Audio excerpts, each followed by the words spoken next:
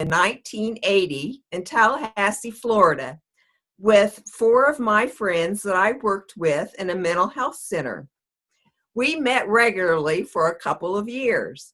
Our dreams helped us realize what we wanted. One friend decided to have a baby, another one decided to change jobs, and I moved to Atlanta. It wasn't until I moved back to Kansas City in 1986 that I saw an ad in a church bulletin announcing that they were going to have a dream analysis class led by a psychologist.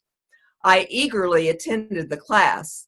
When it ended, I signed up to join a dream group, which was led by our teacher.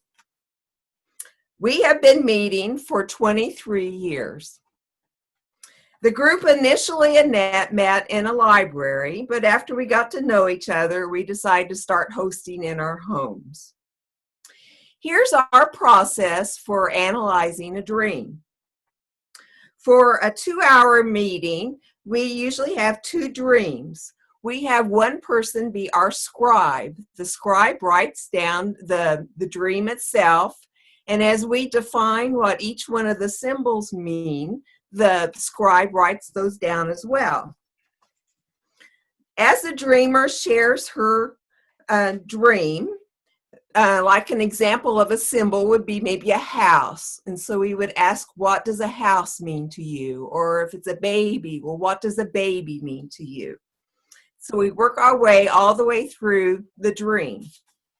Now here's an example of a dream that I had in 1999, which might explain our process. Here's the dream. I was flying on a kite with my dad. We had to land one time to adjust the kite's tail. Dad tied some knots onto it and we took off again. We flew on the kite high in the sky, then we dipped down real low, just above the cars and trucks in traffic. I had to concentrate on catching the wind. I was afraid we might crash in the middle of the traffic. Now, the events of the day.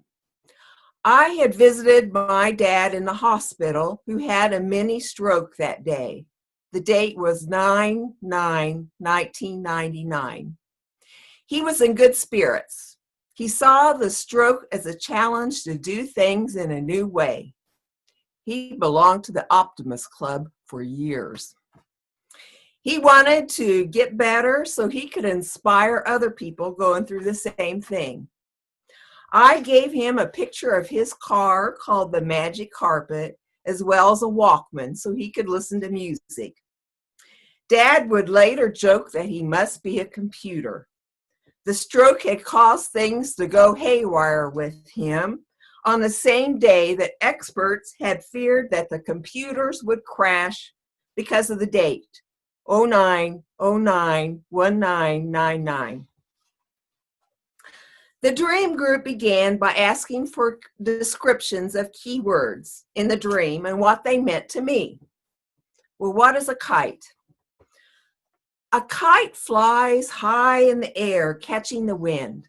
It's colorful. A person below guides the kite by letting out or pulling in the line. In the dream, there was no line or person guiding the kite. That was up to my dad and me. We were on our own. Describe Dad. Well, Dad always smelled of grease as he was a mechanic. He loved to fix things. If a part couldn't be found, he often invented something that would work. People came from miles around to ask him to fix their cars. I don't think he got paid for a lot of his work, but he was grateful to be alive, and having money just didn't matter to him. He was a pilot in the Air Force during World War II. He kissed the ground in Maine when he landed on his long way home. He used to put his Air Force cap on my head when he came back from serving in the Air Force Reserves. We did fly a kite one time together. Describe a kite tail. Well, the tail is pretty against the blue sky and it's fun to watch in the wind. I think Dad tied knots in the tail to make it stronger. Dad loved anything that could fly, planes, kites, birds. What does the concentrate mean?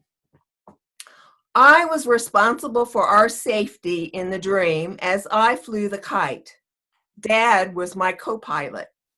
I was afraid I'd get tired or make a mistake. I focused on the job at hand. Describe traffic.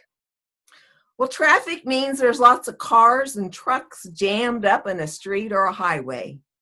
We could be hit if our kite fell in their way.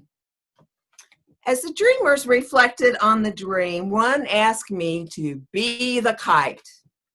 I said, I hate being stored in the basement. It's dark, dirty, and lonely. I feel like I'm forgotten and discarded. Time is passing me by. I belong in the sky. I want to soar and be free. The dreamers sat in silence as they absorbed the meaning of the symbols. One dreamer asked me a question that would ultimately mean the most. How will you honor this dream? Well, Dad loved to come up with new ways to fix things in a car that otherwise would be a lost cause. One time when I was feeling low, he said I had a low battery. His motto was, you can't fix it unless it's broke. He is creative and he will come up with new ways to do things. I never want my dad to feel forgotten or discarded. He's resilient and won't give up, and neither will I.